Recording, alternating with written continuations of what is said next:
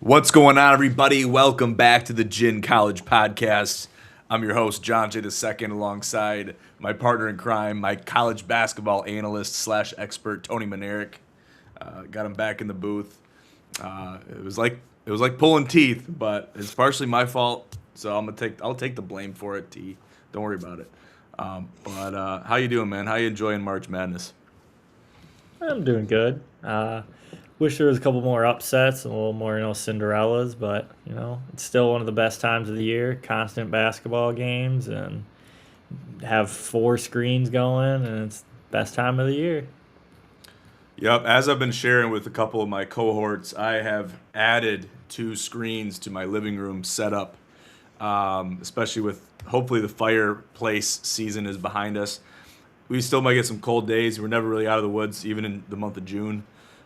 So once we get there, we don't want to get pushed fast forward too quick, but we've added a couple screens for the sake of March Madness. I know we're in the Sweet 16, so people say, and you just told me, why do you need four screens? Well, there's going to be other events throughout the year that I'm going to need four screens for, four screens I'll be able to benefit from, and I don't have to use them all. So at least you have them. You can You don't never have to have use too them all. many But screens. there's never too many screens, right? So I got to give some props to, and I was sharing my setup with one of my colleagues, Sean Adaruma of Crossroads Title. He was telling me there's always room for one more, and he was a bad influence in that whole dynamic. And I was talking to a couple people without getting too much into the weeds. I was talking to a couple of different people because Facebook Marketplace is your friend if you like to pick up some TVs or do whatever you got to do, furniture. It's a great asset, and that I take advantage of.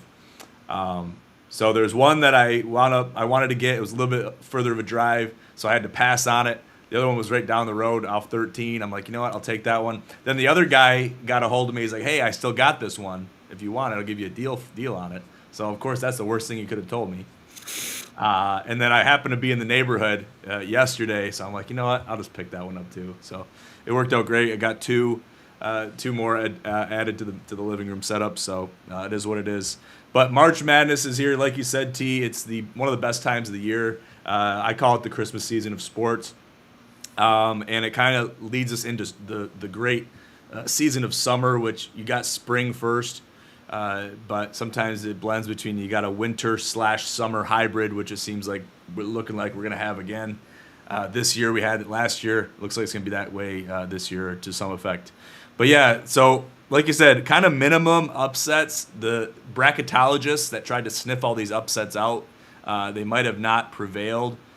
Um, Sacred Heart against Kentucky, that should have been a dub for Sacred Heart. That's just one of my gripes, and that was one of the more popularly picked Oh, upsets. Santa And if you, Clara. I mean, or Santa Clara, that's what I'm talking about.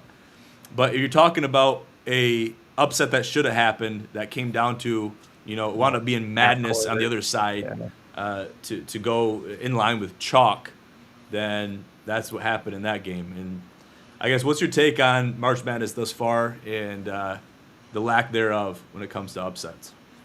Well, I think it's kind of what a lot of people have been saying that is the problem with NIL because you're taking the you know power conference teams are taking away from the mid-major teams that like the Butlers. I guess Butler's still a power conference team, but back in the day you had Butler with was it Gordon Hayward going out there dominating. Where normally now modern basketball, you're gonna take Gordon Hayward and move him to a Texas, a Arizona, Michigan, a Michigan State, a Duke, a North Carolina. You're gonna move him to a power conference and kind of take that talent from the smaller schools that you normally would have seen that would go on a huge run. The Steph Curry's at Davidson aren't going to be at Davidson very long. They're going to be there for 1 year and go to a power conference team.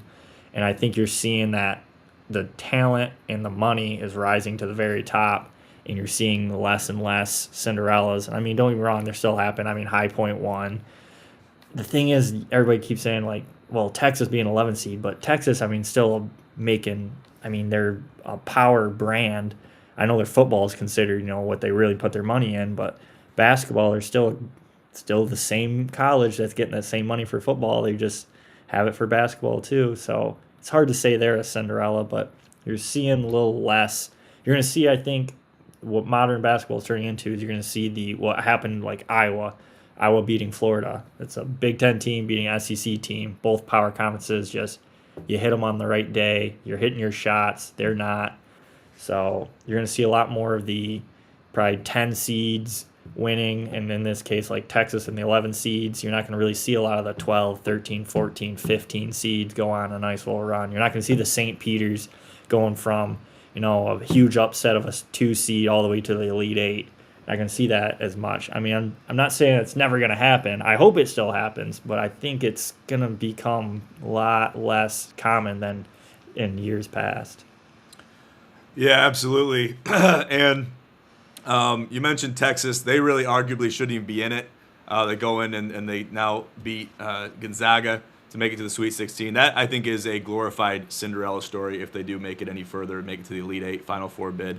I think that's incredibly low odds of happening. I think it's Cinderella by seed number alone, not by right, team. right, by double-digit seed, if nothing else. But, yeah, you mentioned Florida, and we talked about Florida, too, briefly. With them getting knocked out, and they're reigning champs, too, which I did pick them. But you looked at how close, and you look at how close a lot of these games were. They should have arguably, and I said this last year, they should have got bounced by UConn last year. All right, and it came down to a bucket. But like you said, you make your shots or you don't. It's the shots that you make that count, and it's a game of single-digit points where it really matters. Got to make your free throws, got to make the easy ones, have strong wrists in the paint, something Carson Cooper has a really tough time with doing. And we're going to tear into state here in a little bit. But there's some Cinderella stories. You kind of just got to pick and choose and look a little harder for them. You don't see those Oral Roberts, the Princetons, those really high or really low, rather, double-digit seeds rise into the top as much. There's a few in there, but really, looking at the slate right now, Texas is the only double-digit seed still swimming or dancing. So it's going to be interesting going down the stretch. Purdue might have a little bit of a cakewalk going into the Sweet 16, but you never know. You never know. So they can shit themselves too. Yeah, Purdue is not known to be the most consistent, and when it comes down to it, to be the big favorites because they have a very, very poor history of choking when it matters. Yeah. Got Mikey in the comments. Lock in, boys. Good commentary, fellas. Like what I'm hearing. He likes what he's hearing, T. I got to give you the props there for the analytics. Keep them coming. We're going to need them going down the stretch. We're actually jumping into, my cousin Lucas has a second chance bracket challenge out in Canada, which I will be participating in. Don't worry, Lucas. I'm getting my bracket in tonight. I know I told him earlier that I'd do it, but I had some business to attend to, so we will get to it before the games begin tomorrow. So a lot of exciting stuff. I love the Sweet 16. It's kind of like the beginning of the end, so to speak, because this is a really quick tournament. I mean, you look at it, it's just over 2 weeks long, and it's really not long enough in my book. Having this time off, it's like you have the first round, you got the round of 32, and then you got the wait, the calm before the storm, which is the Sweet 16, the second half of the tournament. I guess how does this break? We've seen what it did to Michigan State in the Big Ten tournament. How can a break like this either make or break a team's bid going forward and going deeper than the Sweet 16 from here? What can it do? Well, it very much depends because some teams really love, and I feel like it's by team because you talk to one team and you hear mainly the coach. You hear the coach talking about, I love this. I love these 4-day gap, 5-day gap. I'm gonna get of rest. I can let my guys rest up because if you have any injuries or guys banged up, gives you a couple days to recover, and also gives me time to look back film if it's a team you're not familiar with, to prepare, kind of see what their strengths, what their weaknesses are, and try to build, get your mindset right for the entire week. Get some practices in. Show them some film and what type of plays they love to run and motions and other stuff and rebounding and who to box out, who's the guy to worry about, who's a good shooter, who's not a good shooter. A lot of people love that. And then there's the other team that love the play Thursday and then play Saturday. I love that quick turnaround. It doesn't give the other team time to prepare for us. We feel like we can be quick on our feet. We love the quick turnaround. We're conditioned properly. We're ready. We're in shape. We're just excited to do this quick turnaround and play right away. It's kind of just what do you feel more comfortable with, and if you feel more comfortable with, quick back to back days or get one day off and play it every other day, you don't like this little waiting period because then you're kind of feeling antsy. You're sitting there going, I'm ready. I want to play now. And now you're sitting there for 4 or 5 days just waiting for the tip off. And then some people that, are calm and methodical on how they do their research and their prep for each game, sitting there and every day they're looking at film, studying, getting ready, getting prepared. And when they come out for that tip off on their game, they're like, I'm rested up, I'm ready, feel fresh, feel ready to go 100%. I'm confident I know what they're going to run and what motions are moving and the plays are going to run. And I'm ready to be prepared and stop them and play my best game. So it all depends on your feeling, how you're coached, how your coach feels, and just how everything kind of lines up.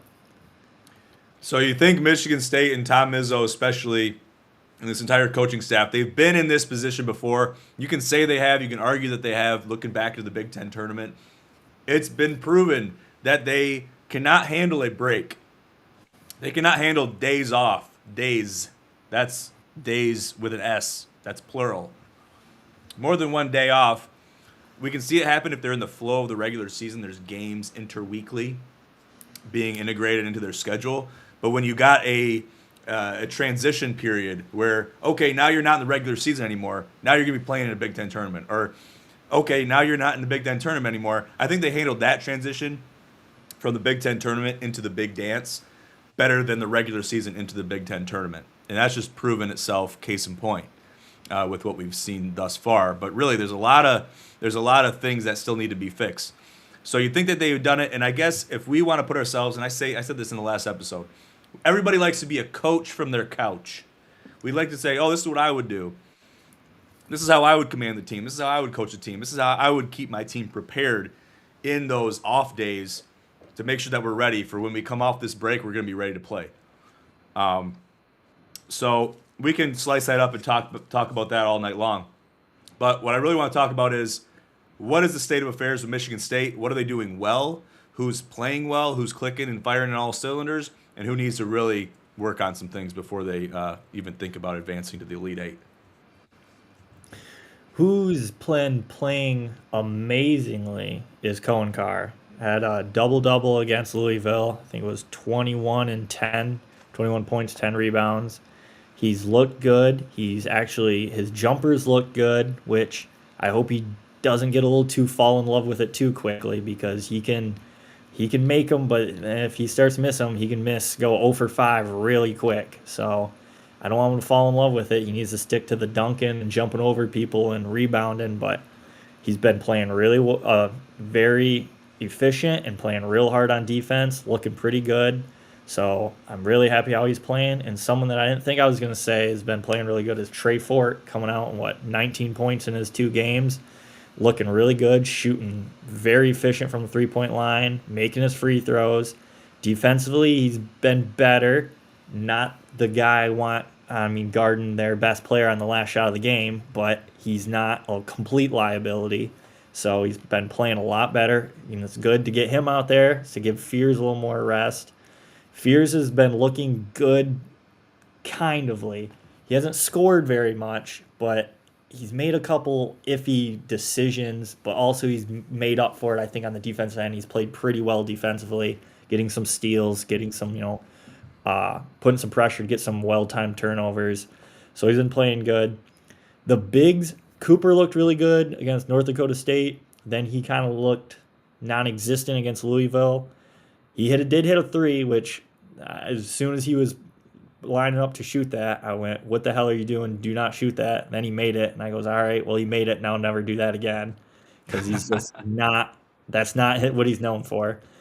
Kohler's kind of been shooting better, but they have not been really scoring in the interior like I thought they would, especially against North Dakota State. I mean, Cooper went off, but against Louisville, a very undersized team that is mainly hangs around the 3 point line.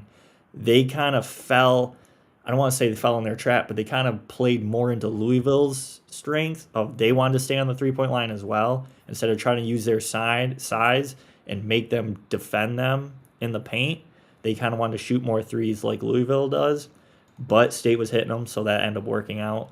But I really hope they kind of go back into the interior in to out game, playing interior, and then if you're getting double teamed and that, pass out to the 3 point line, pass out to the mid range shots, and then take them as you can get them and go from there.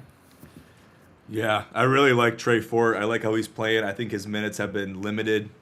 I don't know about on purpose, but I know Izzo has his favorite players that he likes to play and prioritize maybe a little bit more. I think Kurt Tang has been a developmental player that's seen a lot of has seen a lot of minutes. I'm really played a lot of minutes, but he hasn't shot very well. So if I'm waiting for him to come over the hump. I was gonna say if he starts shooting really well, he's gonna be dangerous in the tournament or for the yeah. Well, that could be said. That could be said about a lot of these guys. And what's interesting to see is if you're playing in a game like against North Dakota State compared to a game like Louisville, where it matters a little bit more. You're playing a more higher tiered team. And I'm even more worried about going into future rounds. Hopefully, rounds with a plural is the case. But shooting confidently. I don't care if you miss. Just shoot confidently. Handle the ball. Manage the ball confidently. Don't look like you don't know what the hell you're doing.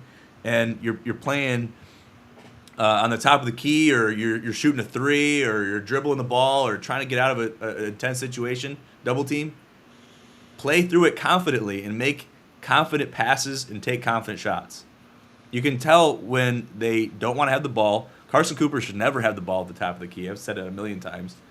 But you even see it with Fears. You even see it with guys like Cohen Carr and Jackson Kohler. Guys you really shouldn't see it from. They should play with unwavered confidence. And that's something that you could evidently see in the 2000 team that won it all, is they played every single series with confidence. Whether they made it, whether they missed it, they played and controlled the ball with confidence on every series.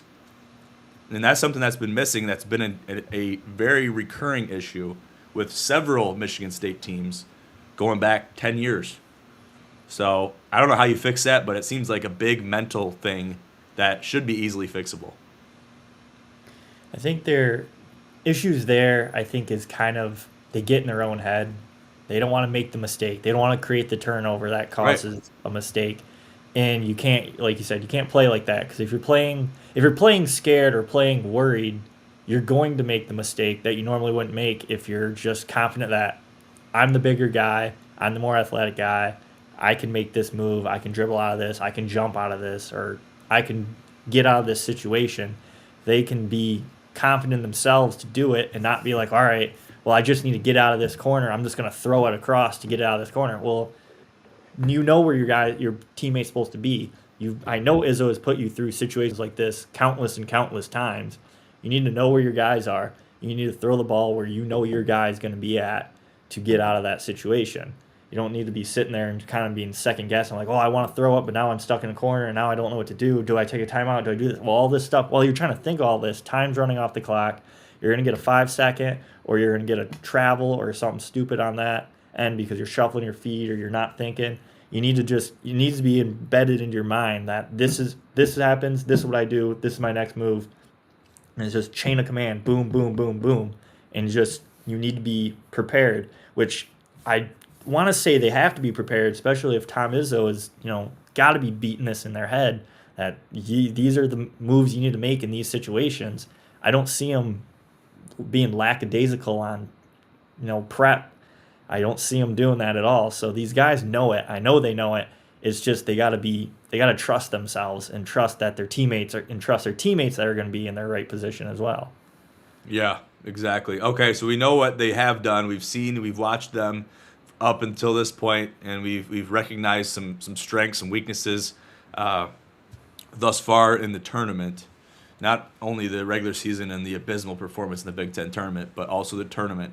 So what do certain players, or what do they need to do as a team going forward if they want to make a deep run? I mean, they're shooting the ball a lot better than they had all regular season. So if they can keep shooting the ball like that, you can make the mental mistakes that they were making. But if you start shooting more what you did in the regular season, 32, 33%, not 38 to 45% like they've been doing, you don't have room. You don't have that margin of error to make them mistakes. So you got to clean up the ball. Quit quit making bad passes, quit making these stupid turnovers and playing a lot smarter. Make your free throws. I mean, Fears missed what, 3 free throws against Louisville. You can't be doing that, especially if you're a 90% free throw shooter. You can't be missing that, and especially crunch time. I was surprised on how well Carr shot free throws, even though he's not the greatest free throw shooter. But get the ball in the people's hands that can make shots and create a shot. If it even if it is getting a foul called or whatever, go to the line, make your free throws. That's a big thing that I think usually is a staple of Tom Izzo teams. But this year, I feel like you go on a 5 game stretch of them shooting 85% as a team, and then you go on a 5 game stretch of them shooting 55% as a team. And they just are very up and down. But if you can rebound, not commit fouls, and not commit turnovers, you are going to be a tough team to beat because you play good defense and you've been shooting the ball so well lately that if you cannot commit turnovers and just play within yourself and smartly, you have a good shot of playing, at least hanging in and winning against UConn. And then you got to take it game by game. You can't be sitting there going, well, we got UConn, and now we might have Duke. That game doesn't matter. Right now, your only game that you have is UConn, and guess what?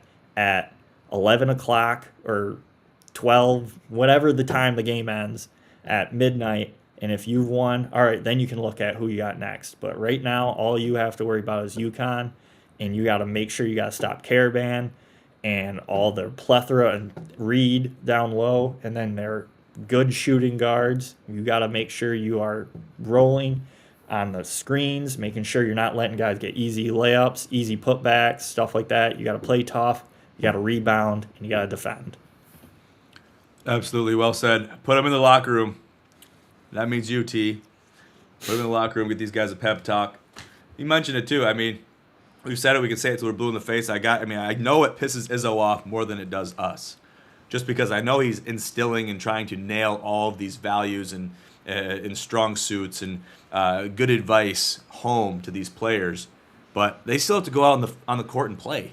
So if they're not emulating that and they're not reciprocating in the form of action to what they're being told and screamed at a high value in the locker room and in practice, then there's nothing the coaching staff can do. So that's all we got to look forward to. And I think you're right about all that stuff.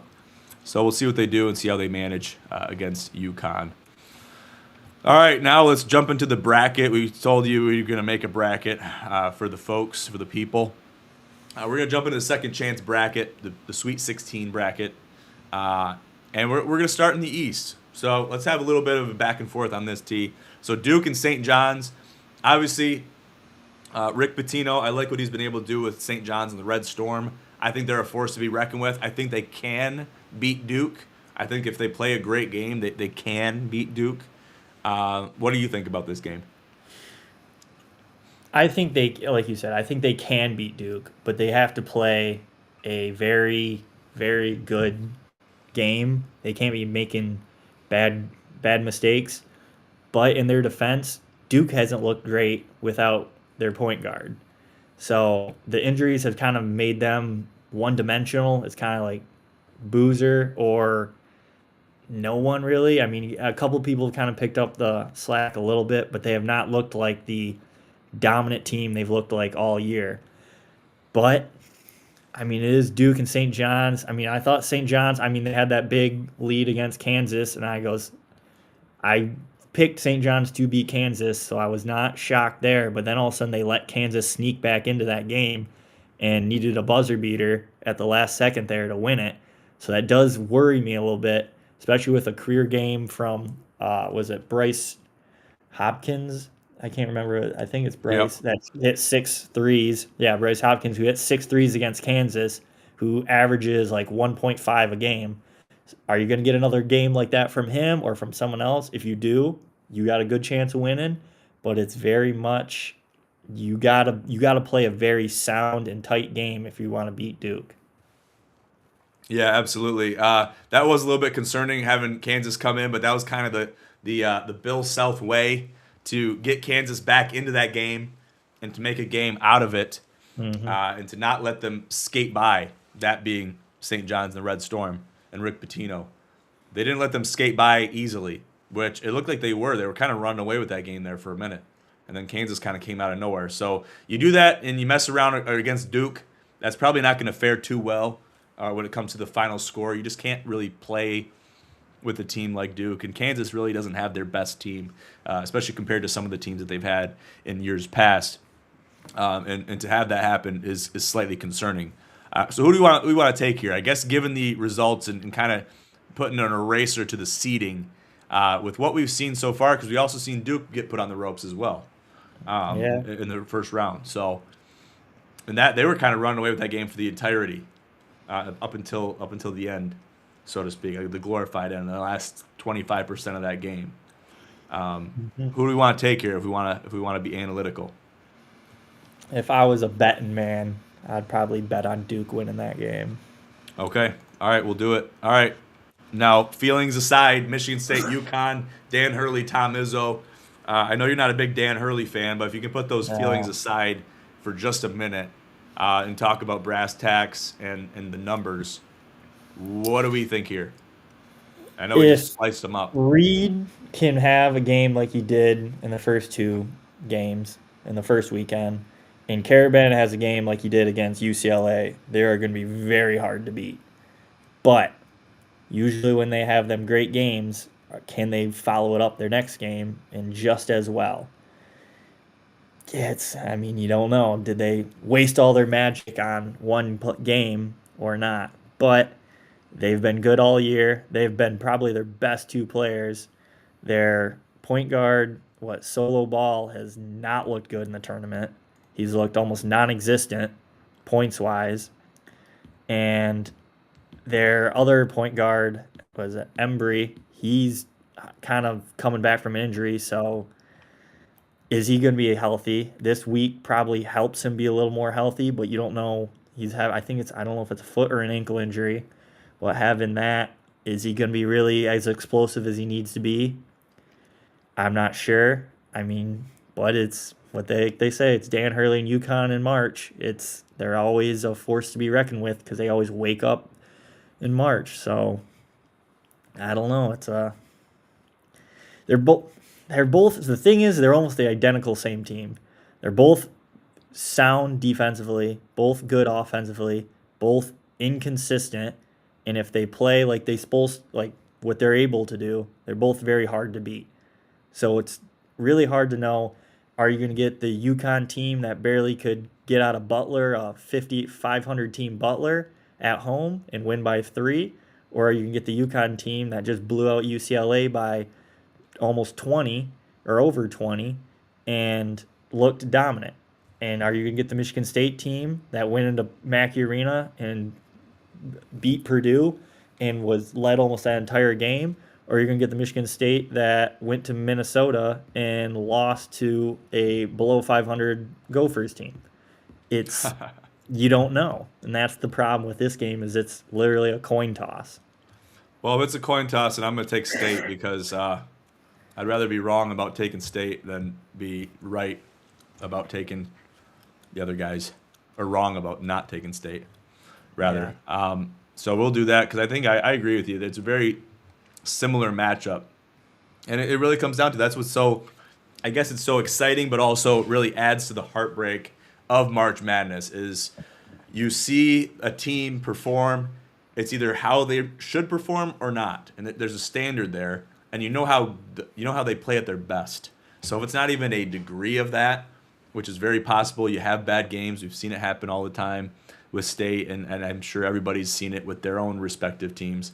But to not see even a fraction of that is heartbreaking, especially at this point in the season, because you can't afford to play a shitty game, or you'll get cooked and you're sent to Cancun. Nope.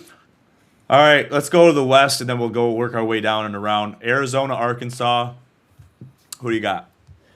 Um, of the one seeds remaining, I think Arizona is the most. If a one seed loses in the Sweet 16, I think it's Arizona is the most likely. Not because they're the weakest one seed, but because of the team they got.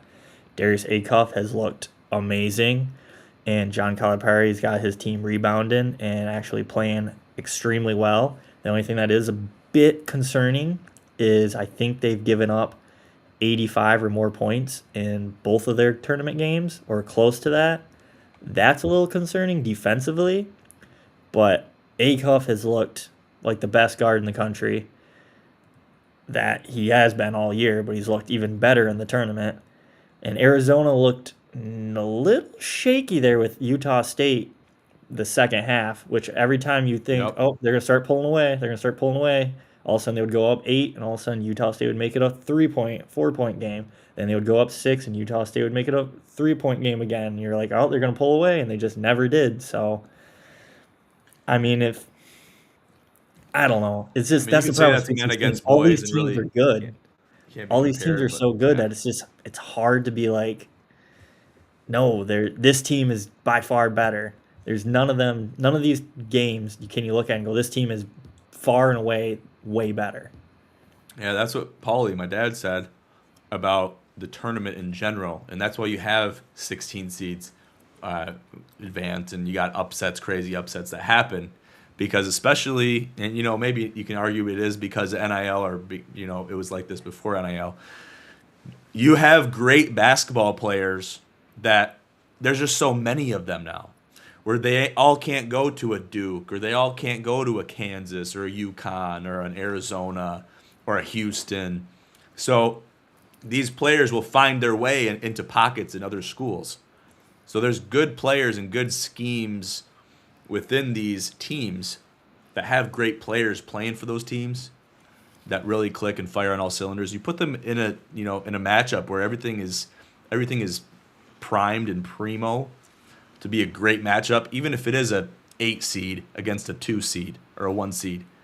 You can have these things happen. That's why the tournament is so beautiful, because you have these crazy anomalies occur somewhat regularly. But yeah, I like Arkansas. I really like them. I know Coach Cal has the experience in the postseason. Are you saying we want to take Arkansas Razorbacks here? It's up to you. It's All right, your let's do it. bracket. I'm here for it. I haven't seen enough. I haven't seen enough upsets, kind of like we alluded to. So I'm here for it. And I think if we look at my bracket, I don't have a single 1 seed going to the Final Four. So um, we're still hoping to keep that the truth.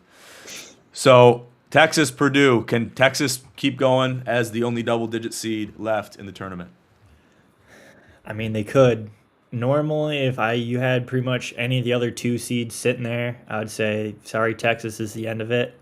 But Purdue, I mean, other than last year, or no, what was that, 2 years ago, when they went to the national championship game, they have been known as the biggest choke artists in college basketball.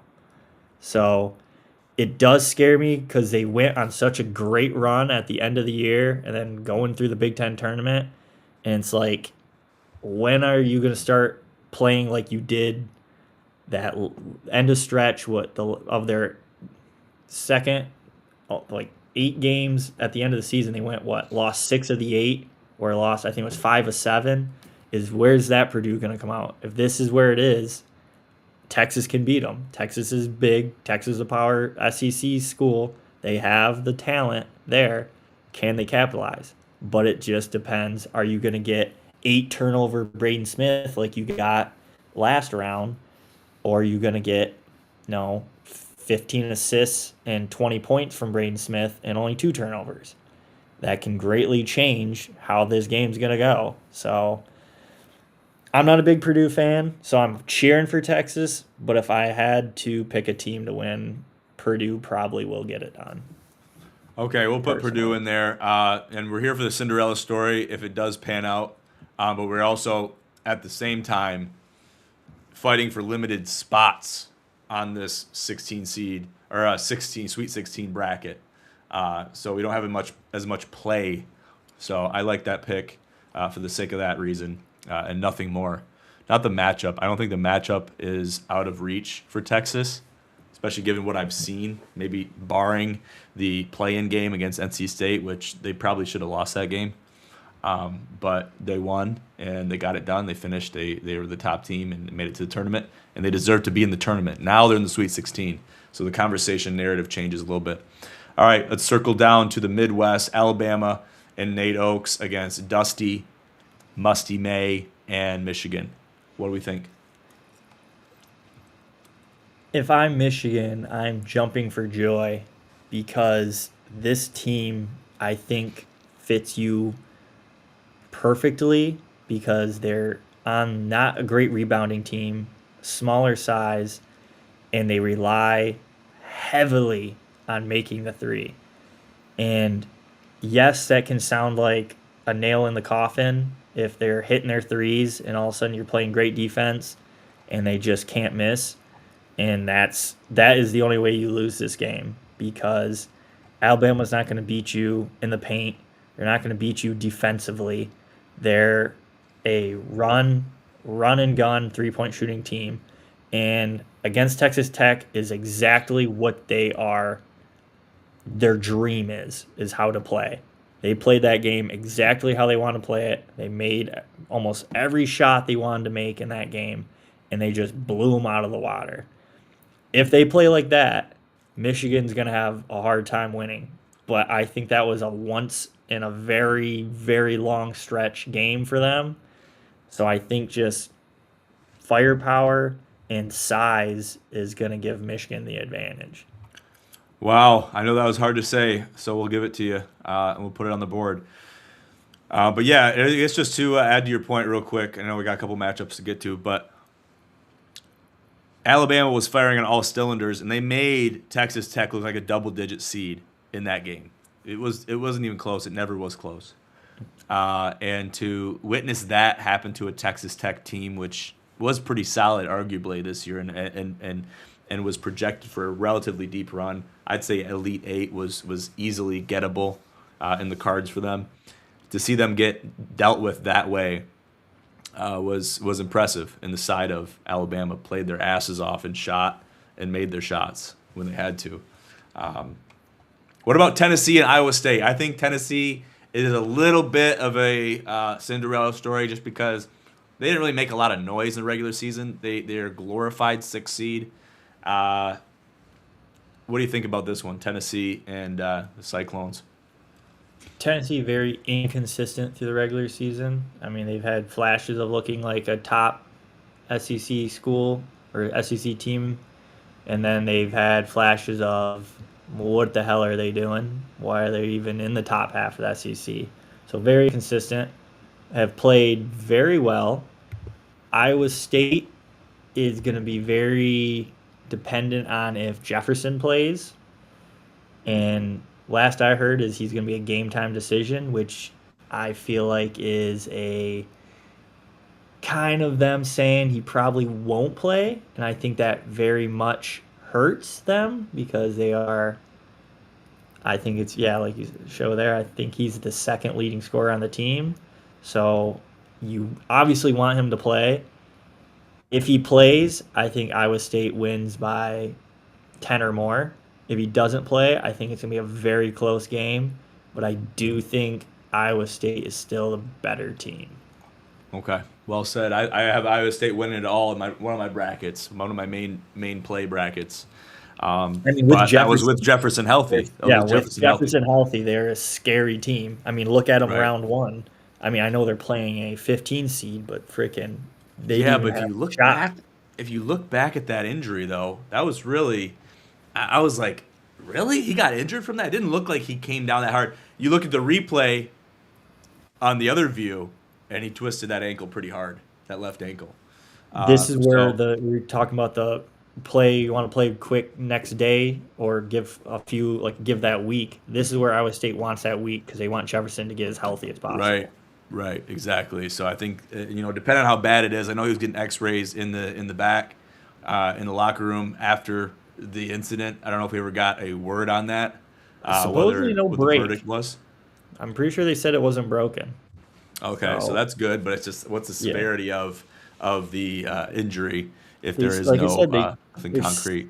they're saying it's a game time decision, which makes me believe that it's not as bad as they thought. But also, usually game time decision in college usually means he's not playing. Yeah, so we'll have to wait and see on that one. What about Yeah. in the South? A Big Ten juggernaut matchup. Call it a juggernaut. What you got? Three teams coming out of the South that are from the Big Ten. Iowa, Nebraska. What do you got here? Iowa played as a team one of the better games I've seen them play all year, and that's with Bennett Sturts playing. I don't want to say very poorly because he didn't play really bad. He just shot very poorly. Not a great shooting night for him. So if he can come back and play in the all Big Ten first team like he was all regular season, if he can play like that against Nebraska, they're going to be very hard to beat. But Nebraska's also looked extremely better than they had to end the season. End of the regular season did not look good. Get bounced first round of the Big Ten tournament, and just offensively looked like they could not score to save their life. And then they come out against Vanderbilt, and quite possibly, I think so far, probably the best game of the tournament, Nebraska Vanderbilt. Just the way it was, one threw a punch, the other one threw a punch, and no one was going down. And it was just basket for basket for basket for basket. And one of the most entertaining games of all of March so far. So I think it is going to be a good game. I mean, it's another kind of toss up, but I have a feeling Nebraska might be coming out with some fire. First time in the Sweet 16, a little more juice, a little more excitement, and ready to play. A little closer to Houston, so maybe have a little not home court advantage, but a little more fans come to travel than Iowa, and I think that could be a difference maker. And I think Nebraska can do it. All right, we'll put Nebraska on the board then. I like the Cornhuskers, I really do. And like we've said, just in doing this bracket tonight, if the Cinderella story happens, then by all means, let it happen. Let Iowa win and make it happen. The Sweet 16 bracket is you You really very gotta get well dialed could. in. So I like the picks. I'll ride up the mountain and die with them. All right, now Illinois and Houston. This is a good matchup that you wouldn't normally see, um, other than an event like this, which is the granddaddy of them all when it comes to college basketball tournaments. What are we thinking in this one? Offense is the definition of best offense versus best defense overall. One of the best offenses in Illinois, run and shoot. They got all of them. I don't even know what country they're from, but Stefanovic, Ivasic, other Ivasic, Wagner. You Let's just got say every Eastern Europe. foreigner. I was going to say all the foreigners you can think of that are on that team, but they're runner and gunners, and they can shoot. It's going to be defense that is their issue. I like Houston's defense. I really do. They need to be able to score. Scoring has been their problem. And Illinois, I mean, Michigan State beat Illinois, and that what it was holding Wagner not to score 30. He can score his 14, his 15, but you don't want him to score much more than that because once he gets hot, he is very hard to stop. If he gets going and he scores 28, you're done. There's nowhere you're not going to stop him, and he's going to shoot you right out of the building.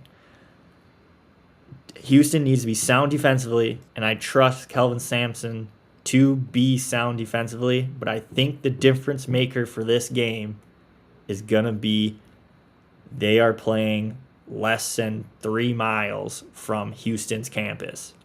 It is a home game in Houston. I think Houston comes out and they're ready to play. They've been here. They're experienced. They're going to be calm, cool, and collected, and have the home fans going nuts. And I think Houston wins this game. Yeah, I think the committee or the NCAA knew what they were doing when they set this matchup up and put Houston in the South, just because they knew what they were doing. I think they If I had that in was the cards. Florida, I would have been furious if I would have made it all the way to the Elite Eight, had to play Houston in Houston, basically on their campus. I would Right. not be in the 1 seed and kind of getting hoed on that. I would not have been happy. Yeah, seems a little sus. Got Jacob Thon in the chat. This Houston/Illinois game is huge for Kyle and I. I'm guessing he's talking about his brother Kyle. Yeah, it's going to be a big game. But yeah, I think, like you said, T, I think Houston, they just play a different style of basketball. And seeing, especially looking back into the tournament, and it was a gritty game between Illinois and Wisconsin in the Big Ten tournament. But just the style of play that Houston can have and they can play with on a regular basis, I think that will supersede Illinois. But that doesn't mean Illinois can't win the game. I Oh think no, Illinois has a great, highly anticipated amount of potential to win this game. I But if I had to do pick one, it'd be Houston. I do think of the Sweet 16 games. I think the Illinois Houston games is one or two, and I think the Michigan State UConn game will be the other one. You can flip flop them one or two. I think those are going to be the best two games by far. Right, and if you look at the seeding, I think the seeding is identical, 3v2. But yeah, I think they're just two very close teams playing each other in both games. Where I think it's going to be the biggest lead for both games might be 6 points. Right, and then it begs the question that we mentioned earlier: which team or which version of the team are you going to get? Yeah, And whoever plays better, the better version of themselves, is going to win. So we'll take Houston here for the hype and for the seeding and for the surviving to advance. That brings us to the Elite Eight. Let's go rapid fire through these. Duke, Michigan State. Who do you got? Can State get it done against John Shire and the Boozer brothers? is it going to be Or what? 2019 Duke Michigan State or is it going to be 2015 Duke Michigan State? I'm Oh, I'm hoping for hoping 29. 2019. Yeah, I'm hoping 2019. So I mean, is your bracket? You make the decision there, but Give me I mean, I State. know who Give me I'm. State in the Final Four.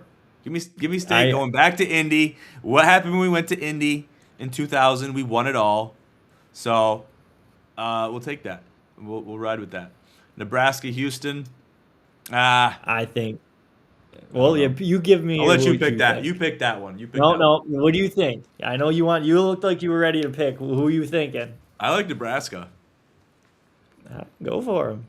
You want Houston, don't you? I would have picked Houston personally. Yeah. But hey, let Nebraska go. I mean, this is gonna be their first Final Four. First for everything. I They didn't love even win this a game matchup till this between year. Nebraska and State because that was fireworks, and I think we only got them It was- once. Didn't we only get Yeah, them at once? Nebraska too. But that was a Yeah, good and that game. was I mean, that was a good 2 point game. game. Cooper had 2 free throws to tie it, bricked them both. So that was great. I know that's a matchup we'd like to see, especially since we missed out on the UCLA Michigan State matchup, which that would have been fun. That would have They been fun to looked good in get. the first half. They did not look good in the second. And Kyle Thon in the chat, go green, and I answer that, go white. We will definitely be pulling for the boys in green and white on Friday and beyond if God wills it. All right, Arkansas, Purdue. Can Coach Cal get it done against Coach Painter? Are you asking me? Yeah, I think I he want you to does. take this one. Yeah, I I think know he you does. love Purdue, so I I was think gonna pick Arkansas. Purdue I just think for you. I think they're just better overall in every aspect, and I think Acuff takes this game over. Scores 29-30. Okay, I think he wins it. all No, right. no. Arkansas. Acuff. Come on now. Jeez. I was waiting for you to catch me. I didn't know if you could see my screen or not. Yeah, I can. Okay, enough fun and games. Michigan, Iowa State. I'm gonna have to take Iowa State just because I think if they can play a style of basketball that is competing, and obviously we like to think that Jefferson and the stars will align. He's gonna come back and play, and that might be a pipe dream. It might not. It might actually come to fruition and be reality. But I think this team. Let's just assume that Jefferson doesn't come back. I don't think the whole team, kind of like Cade and the Pistons, we were talking about that in the green room. Should a team be heavily hinged or absolutely hinged on a single player? Or can it be? hinged on a single player. I don't think so. Okay, I don't think it can be in this game. I don't think if we switch gears and go to the NBA, it can be the case in that game. You got to have the missing piece be held together by the glue of the team. Who are your glue guys? Who are your guys that are gonna put the team on their back and maybe step up and accommodate for that missing piece, that missing puzzle piece of your team? I'm expecting that with Iowa State and the Cyclones. I think Okay, so yeah, go I ahead. think an injury that a lot of people aren't talking about is for Michigan is LJ Kaysen being out with his ACL. They Yeah. have not been Yep. as that second unit hasn't been as good without him out there. And I think that has definitely hurt them. Their first unit still is performing like they have been all year, but that second unit I think definitely took a big hit with losing him. So I think that's a big injury that could be impactful for that game, especially if Jefferson comes back. If Jefferson doesn't come back, that's different. But if he comes back, you kind of need that you need Kaysen in there to change pace, change a different style, and be that difference maker off the bench. Yeah, absolutely. And that's something that we did fail to mention. So I'm glad you brought that up. He has been assisting the team in I guess, a building up role, a guy that's kind of like your cheerleader, your rah rah guy, which you need that. You need that. And if he can give to that team in that capacity, then more power to him. But in a real way, they're in the same boat as Iowa State and the Cyclones to have other players be the glue guys and fill in that missing piece for the team as a whole. So this is what we got: Michigan State, Nebraska, and Arkansas, and Iowa State. I mean, it looks beautiful to see, and I think Michigan State could beat Nebraska in a rematch. But can it happen in reality? I I'd rather in this matchup, given what we've got, I think of the I think four it's more realistic. teams. I think the four teams in the South region that could come out of there. I think Michigan State. I think maybe Iowa, but I'd say Nebraska probably is the team you want to play the most. I don't think you want to play Iowa or Houston or Illinois or Houston. I think those two are by far the best two teams out of the South. And then, I mean, it depends what Nebraska team you get. Are you getting tournament Nebraska or are you getting end of the year Nebraska? Well, we don't know. Well, I get you mean Big Ten tournament, right? Because we Well, really don't yeah, like know. end of the regular season Big Ten tournament, they looked terrible. And then when the NCAA tournament started, they've looked amazing against Troy and then looked really good against Vandy. Yeah, and I had Vandy going deep too because I seen what they did to Florida, and it looked like They looked Iowa good. shed light on what was to come from Yeah. Florida and Florida them was falling short. very inconsistent, especially to start the year, and then they kind of got that consistency at the end of the year.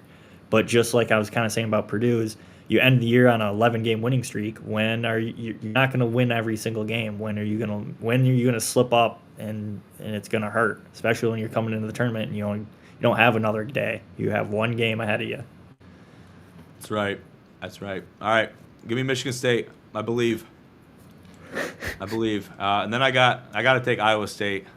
Okay, another 3v2 in the final. I know Coach Cal could probably get it done, especially without Jefferson in the Cyclones. I think he probably could get it done, but I think Iowa State still finds a way. Um, and this might be the heartbreaker here, but I think Iowa State wins it all. And that's what I have in my bracket, and we're going to ride with that until Iowa State loses. Then we throw the brackets in the fire and put Act the like it never timer on for happened. next year. What's that? So just act like it never happened. Oh, basically. I mean, you might as well ride or die. See, you got guys out there. You got guys out there that will go and throw a million brackets out there. And that's fine. That's fine. Do it. Try to create all your different possibilities of the outcomes and in alternate realities and things like that. But I also am a firm believer in the school of thought of go with a bracket or two, but be willing to go up on a hill and die with one bracket.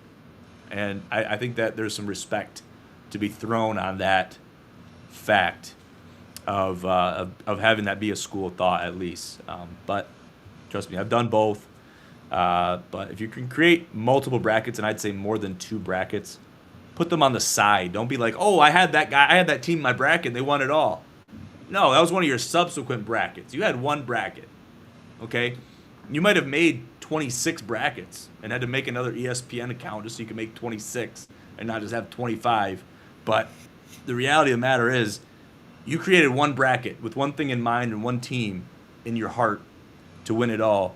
And if you create subsequent brackets, then what the hell are you doing, really? I mean, come on. Anything to add? Everybody's different. I was hoping for like a fire response right there, but Well, everybody's. I mean, my thing, how I usually always do it is if I'm in a something where it actually matters, like a money pool or something like that. I make one serious bracket, but then I always do a fun one. I always do one where state wins it, always because yeah, hopes. And then I always do like a big upset one where I have like a 15 winning and like a 12 and it's all upsets. Then I just have a couple of just fun ones just to mess around. well, But I so you usually know how stick to take them with a grain of salt, though. There's people Yeah, that I usually can't do that. make one serious one, maybe two. If I'm really Right, torn make between two. Make two serious ones. yeah, if I make well, it depends how confident I am. If I'm like really torn between a couple teams to make a run, then I'll make two with like each scenario. But if it's kind of like I'm feeling really confident in these scenarios, then I'll stick to one. Right, absolutely. Well said. All right. We got the Gin Sports Network Challenge 7 coming up June 6, 2026. The registration form is open. Make sure to get your teams in ASAP because the registration will close 3 weeks prior to the event. So get your teams in. The two-man event of the year. Get out there and perform and fight and battle for the jackets. That brings us to the NT. Got any final words, final thoughts for the people going into Sweet 16 competition tomorrow? I hope Purdue loses. They're actually the first game tomorrow, so hopefully it starts off right. I hope Michigan loses. I don't think they will, unfortunately. And go green. Go white. Make sure to check us out on our website, ginsportsnetwork.com. Find us on IG at ginsportsnetwork and at gincollege. And find me on Instagram and Twitter at gincomish. And we'll talk more on there. For now, I'm your host, as always, John J. II, alongside Tony Manerick with the Gin College Podcast. We'll see you here next time. Have a great night.